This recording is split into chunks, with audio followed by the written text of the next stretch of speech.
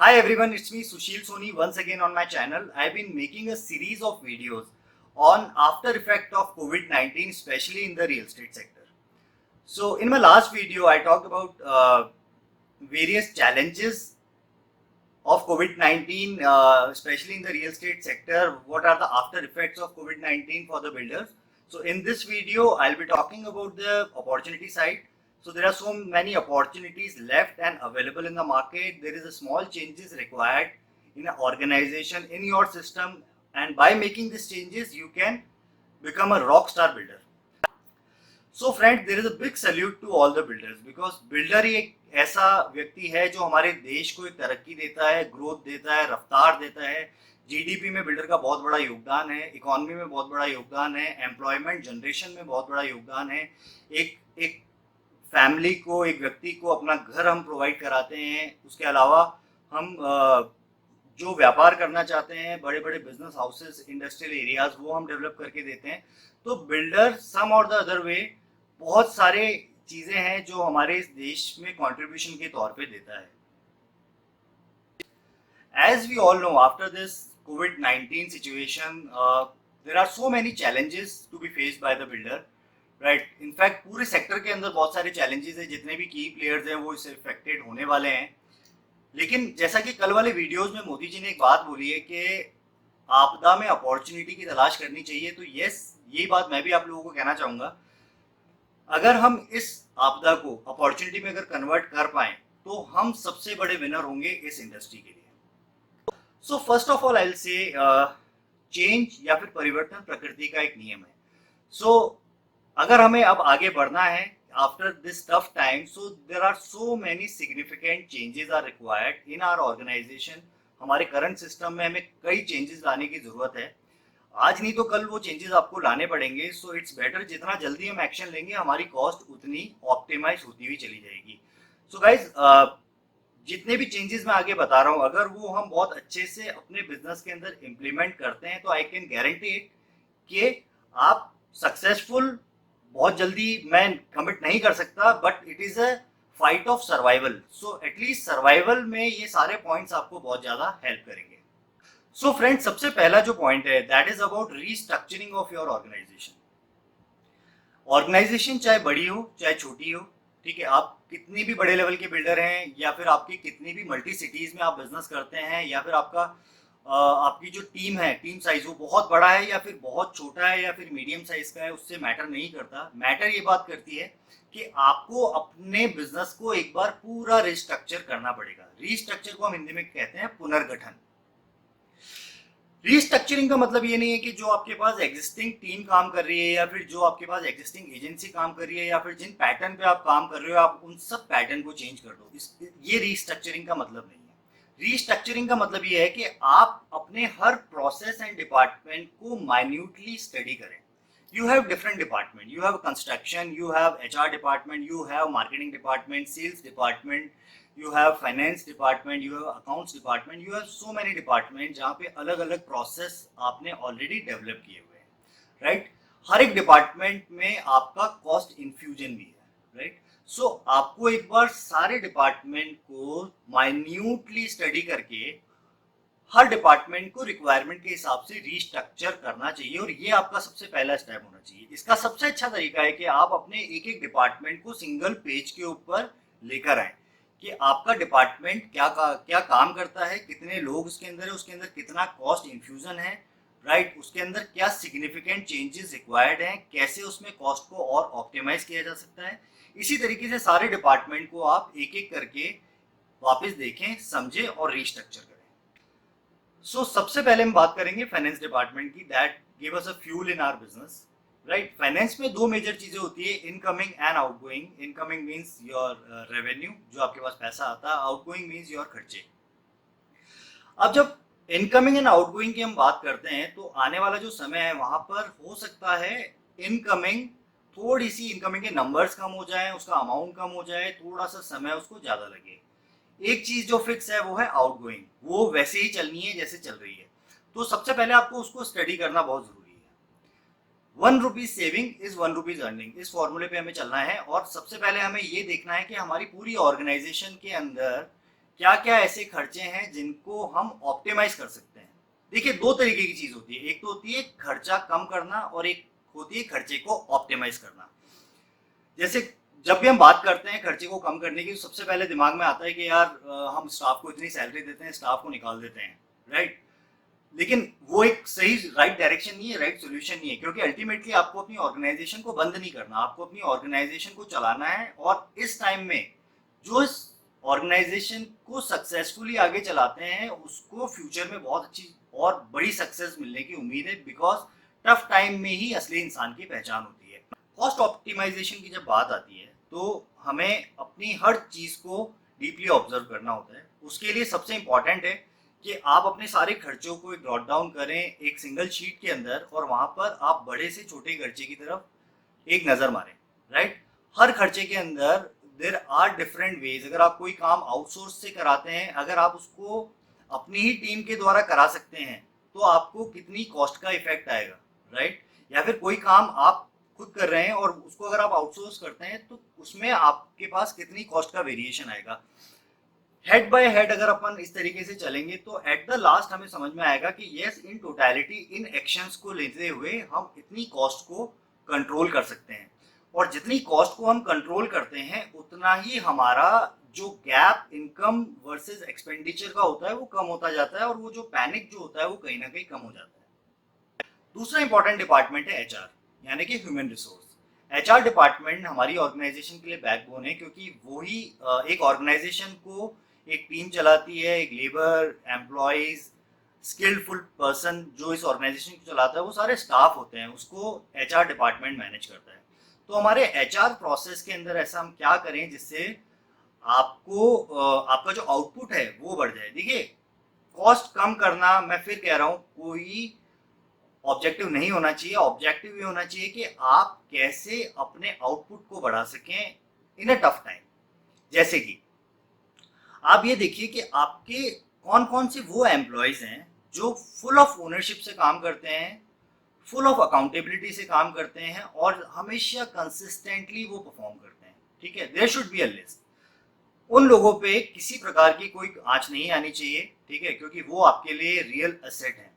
Second, आप list बनाइए वो स्टाफ जो कोशिश करता है लेकिन नहीं कर पा रहा, वहां पर there is a improvement required. ठीक है, तो किस में क्या क्या इम्प्रूवमेंट की रिक्वायरमेंट है, आप बहुत अच्छे से उनको ट्रेनिंग देकर उनके इम्प्रूवमेंट्स पे काम करें। और तीसरा, अनएफिशिएंट स्टाफ जो आपके लिए कॉस्ट है, you can take a call on that. मतलब वो उसके लिए आप उनको रख के भी कोई फायदा नहीं है, क्योंकि अल्टीमेटली वो आपके लिए कॉस्ट है।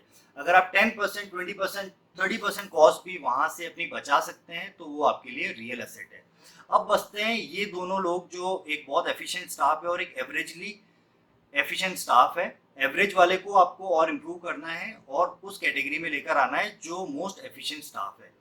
तीसरी इंपॉर्टेंट चीज, आप ये देखिए कि आपके ऐसे कौन कौन से प्रोसेस आपने बनाए हुए हैं जिसमें जिन प्रोसेस को आप आउटसोर्स करते हैं, राइट। अगर आप उसको आउटसोर्स करते हैं और अगर आपको लगता है कि आपकी जो एग्जिस्टिंग टीम है, अगर उस आउटसोर्स करने के बजाय इनको वो काम दे दिया जाए तो आपकी वो वाली कॉस्ट जो आउटसोर्सिंग की कॉस्ट है वो भी कम हो जाती है। फॉर एग्जाम्पल, अगर आप मार्केटिंग की बात करें तो मार्केटिंग के अंदर कई ऐसी चीजें होती है for social media, for advertising, for designing. आपकी एग्जिस्टिंग टीम में से भी कई ऐसे लोग निकल के आएंगे जो केपेबल हैं उस काम को करने के लिए, बट अननेसेसरी हम जब थर्ड पार्टी एजेंसी को वो काम देते हैं तो other than actual cost 30 to 40% उनके मार्जिन एंड कमीशन होते हैं उस काम के लिए। तो अगर वो काम आप अपनी एग्जिस्टिंग टीम में से अगर किसी को दे देते हैं तो एक तो आपको वो कॉस्ट बचती है, प्लस इनके पास थोड़ा सा वर्कलोड और बढ़ जाता है, तो आपके लिए वो कॉस्ट कहीं ना कहीं ईजी हो जाती है। Third thing is construction. आपका जो कंस्ट्रक्शन है उसके स्ट्रक्चर को भी आपको देखना बहुत इंपॉर्टेंट है, क्योंकि आपकी जो मेजर कॉस्ट है as a real estate developer, सबसे बड़ी कॉस्ट जाती है वो कंस्ट्रक्शन के अंदर जाती है।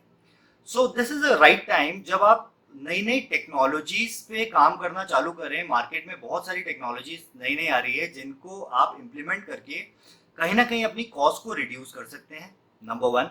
नंबर टू, आप कॉस्ट को कम करने की बजाय एफिशिएंट लोगों को, आपकी जो एजेंसीज है आप उनको मॉनिटर करिए कि हाउ एफिशिएंट दे आर। ठीक है, अगर वो एफिशिएंट नहीं है तो आप इमीडिएट बेसिस पे एफिशिएंट टीम लेकर आइए। देखिए होता क्या है, एफिशिएंट टीम से मेरा मतलब ये नहीं है कि आपकी जो एग्जिस्टिंग टीम है वो अच्छा काम नहीं कर रही। कई बार काम अच्छा करती है लेकिन उनके पास proper management, proper manpower नहीं होने की वजह से अल्टीमेटली आपका काम डिले होता है, and delay is also big cost. तो आपको उनकी एफिशिएंसी पे भी काम करना है, आपको अपनी एफिशिएंसी पे भी काम करना है। आपकी जो टीम उनको मॉनिटर कर रही है, ठीक है, आपको उनके ऊपर भी काम करना है कि वो कितना डीपली मैन्यूटली उसको मॉनिटर कर रहे हैं, कितने सुपरवाइजर्स आपके पास हैं। देखिए आपको कंस्ट्रक्शन में कॉस्ट कहीं भी मटेरियल में कम नहीं करनी है, आपको कंस्ट्रक्शन में टेक्नोलॉजी की वजह से कैसे आप कॉस्ट को रिड्यूस कर सकते हो, कैसे आप मैन पावर से कॉस्ट को रिड्यूस कर सकते हो, आपको उस पर वर्कआउट करना है। I have one more important suggestion in construction. Construction के अंदर जो आपके अंडर कंस्ट्रक्शन प्रोजेक्ट होते हैं जो नियर कंप्लीशन के ऊपर हैं या फिर कहीं ना कहीं मिड स्टेज के ऊपर हैं, वहां पर आप लोग, क्योंकि देखिए कंस्ट्रक्शन के अंदर जो सबसे ज़्यादा जो पैसा लगता है वो या तो इनिशियल स्टेज पे लगता है या फिर फिनिशिंग स्टेज पे लगता है। तो जो अंडर गोइंग प्रोजेक्ट्स हैं वहां पर जो फिनिशिंग स्टेज पे जब हम लोग आते हैं, तो I suggest you, I recommend you कि आप सिर्फ उन फ्लैट्स को फिनिश कीजिए जो आपके सोल्ड इन्वेंट्री है, जो आपके बिके हुए हैं। जो अनसोल्ड फ्लैट हैं वो अभी आप उसको फिनिशिंग के लिए होल्ड पे डाल दीजिए, क्योंकि जैसे जैसे वो बिकते जाएं वैसे वैसे आप एक एक सेपरेट टीम बना के उनको फिनिश करा सकते हैं। इससे क्या होगा कि आपकी जो एक इमीडिएट जो हर चीज़ की जो कॉस्ट लगती है, आपको उतना मटेरियल भी बनाना है, मंगाना है, प्लस उसके लिए आपको इतनी लेबर भी लगानी है, और उस यूनिट से आपको अभी फिलहाल कुछ मिलने वाला नहीं है क्योंकि वो अनसोल्ड है। उसको बिकने में कितना टाइम लगेगा ये आपको भी नहीं पता, मुझे भी नहीं पता। तो इट्स बेटर कि उसमें आप कॉस्ट को जितना कम कर सकें उतना ईजी है। रेरा भी सिर्फ ये पूछता है कि आपका प्रोजेक्ट कंप्लीट है या नहीं। अगर किसी प्रोजेक्ट के किसी फ्लैट के अंदर कुछ काम इनकम्प्लीट है और वो अनसोल्ड है, जब वो बिकता है आप उसको कंप्लीट करा के आप उससे 10 days, 15 days, 20 days, month, 2 month का आप टाइम ले सकते हैं। इतना टाइम क्लाइंट भी लेते हैं आपको पेमेंट करने के लिए। तो आप उनको भी रेडी तभी कराएं जब वो सोल्ड हो जाते हैं। Now the next important department is marketing. Marketing is a very important department for your organization, because marketing ultimately support the sales activities, marketing support your brand building activities, marketing support your other market awareness activities. So marketing बहुत बड़ा department है और बहुत important factor है आपके business के लिए। मैंने जो ऑब्जर्व किया है बिल्डर सेक्टर के अंदर, अभी भी builders are doing conventional way of marketing, जो कि जो सदियों से या सालों से चली आ रही है। तो उन कन्वेंशनल मेथड से अभी भी लोग मार्केटिंग करते हैं, राइट। और उसके अलावा जो मार्केटिंग वो मॉडर्न या आधुनिक एरियाज वाली मार्केटिंग है, जैसे सोशल मीडिया मार्केटिंग हुआ, यूट्यूब मार्केटिंग हुआ, या फिर और अदर जो मॉडर्न टेक्निक्स मार्केटिंग की है, उससे जब वो काम करते हैं तो वो काम भी वो थर्ड पार्टी एजेंसी से करते हैं, and there is a dependency. आपकी थॉट प्रोसेस आपको पता है, आपकी यूएसपीज आपको पता है, आपके की स्किल्स एरियाज आपको पता है, ठीक है। तो आप जब उसको आउटसोर्स कर देते हैं तो कहीं ना कहीं गैप आ जाता है, राइट। आपके पास आपकी एफिशिएंट टीम है, ठीक है, जैसा मैंने पहले भी बताया था, आप मैक्सिमम मार्केटिंग रिलेटेड एक्टिविटीज को या फिर डिजाइनिंग या क्रिएटिव काम को जितना आप इन हाउस करने की कोशिश करेंगे उतना आपके लिए इम्पोर्टेंट है। उससे आपकी कॉस्ट की भी सेविंग होगी, और जो आपका आइडिया ऑब्जेक्टिव है वो रिफ्लेक्ट करेगा आपके जो मार्केटिंग एक्टिविटीज है उसके अंदर, and you will get a better output जो कि आप कन्वेंशनल मेथड से जो कर रहे हैं। कन्वेंशनल मेथड में आते हैं आपके न्यूज़पेपर एडवर्टीजमेंट या फिर आप रेडियो एडवर्टीजमेंट या फिर जो भी कन्वेंशनल होर्डिंग वोर्डिंग लगाना, ठीक है, वो भी ज़रूरी है, ठीक है। आप बट जो उसका मार्केटिंग बजट यूजुअली हम अगर 100% मार्केटिंग बजट है और 70-30 यानी कि 70% कन्वेंशनल मेथड से करते हैं, 30% हम जो मॉडर्न मेथड से करते हैं। सो इसको अब आप उल्टा कर दीजिए, ठीक है, 30% आप आ जाइए कन्वेंशनल मेथड पर, 70% आप दीजिए सोशल मीडिया को। आई कैन गारंटी इट कि आपका रिजल्ट, आपके आउटपुट बहुत अच्छे निकल के आएंगे। Fifth most important department is sales. Sales एक ऐसा डिपार्टमेंट है जो किसी भी ऑर्गेनाइजेशन का उठना या गिरना सेल्स के ऊपर डिपेंड करता है, ठीक है, आपकी सेल्स टीम कितनी एफिशिएंट है, आपके सेल्स करने के तरीके कितने एफिशिएंट है, उस पे आने वाला समय बहुत ज़्यादा निर्भर करेगा कि आपकी ऑर्गेनाइजेशन किस डायरेक्शन में जा रही है। सो सेल्स के लिए पहले आपको ये देखना पड़ेगा कि अभी करंट आपके सेलिंग मेथड्स क्या क्या हैं, कितने एफिशिएंट हैं, ठीक है। इस ये जो चेंजिंग ट्रेंड है या फिर जो आने वाला टफ टाइम है उसके अंदर क्या वो मेथड अप्लाई होते हैं, राइट। आपकी टीम क्या इतने स्किल्ड है कि इतने टफ टाइम में भी सेलिंग करने के लिए सक्षम होगी, या फिर जो आपके डिसीजन मेकर्स हैं या फिर स्ट्रैटेजी मेकर्स हैं वो इतने एफिशिएंट हैं कि वो एक डिफरेंट मार्केटिंग प्लान या सेल्स प्लान बना के आपकी इन्वेंट्री को सेल कर पाएंगे। ये सारे सवालों के जवाब मैं आपको नहीं, आप अपने आप को दीजिए कि क्या ये आपके पास एक एक एक एफिशिएंट स्ट्रक्चर ऑलरेडी है या इस स्ट्रक्चर को भी आपको रीस्ट्रक्चरिंग करने की जरूरत है। सेल्स दो तरीके से होती है, या तो आप डायरेक्ट सेल करते हैं या फिर आप थर्ड पार्टी एजेंसी के थ्रू सेल करते हैं, जैसे कि एजेंट्स, रियल्टर्स, इनके थ्रू आप सेल करते हैं, राइट। कई कंपनीज 70% सेल एजेंट्स या रियल्टर्स के थ्रू करती है, कई कंपनीज 70% सेल डायरेक्ट करती है, कई कंपनीज 100% डायरेक्ट करती है और कई कंपनीज 100% रियल्टर्स के थ्रू करती है, राइट। इन तीनों चारों वेज में आपको ये देखना पड़ेगा कि कौन सा ऐसा तरीका है जो आपके लिए most cost effective and time effective है। देखिए, हो सकता है कि एजेंट के थ्रू आपको सेल करने में आपको थोड़ा कमीशन ज्यादा देना पड़े, लेकिन आपकी वॉल्यूम्स जल्दी आ जाती है, आपके पास पैसा जल्दी रिकवर होने लग जाएगा, तो जो आपकी कॉस्ट ऑफ इंटरेस्ट है हो सकता है वो आपकी कम हो। तो आपको इस समय में मैं ये सजेस्ट करता हूँ कि आपको you should have efficient in-house team as well as you should have efficient people, only efficient people। देखिए, आप अगर अपने प्रोजेक्ट में टॉम, डिक एंड हैरी तीनों को अगर एक साथ खड़ा कर देंगे तो जो उसमें एफिशिएंट होगा, अनएफिशिएंट होगा और एवरेज एफिशिएंट होगा, वो तीनों जब एक साथ खड़े होंगे तो आपके रिजल्ट्स नहीं आएंगे। आपको सिर्फ मार्केट में उन लोगों को पिक करना है जो करंट मार्केट सिचुएशन के हिसाब से एफिशिएंट है। सेकेंडली, आपकी जो मार्केटिंग टीम है और जो आपकी सेल्स टीम है वो क्लोजली कनेक्टेड होनी चाहिए, राइट। अगर आपके पास सेपरेट मार्केटिंग टीम नहीं भी है तो भी आपकी जो सेल्स टीम है वो उनके पास वो मार्केटिंग स्किल्स भी होने चाहिए, उनको पता होना चाहिए कि कौन से मार्केटिंग ट्रेंड्स अभी चल रहे हैं जिनसे हमें बहुत जल्दी आउटपुट मिल सकता है। So these are 5 major departments where you have to study your current structure and you have to restructure your organization. इसके अलावा मेरे बहुत अच्छे एक दो सजेशंस हैं।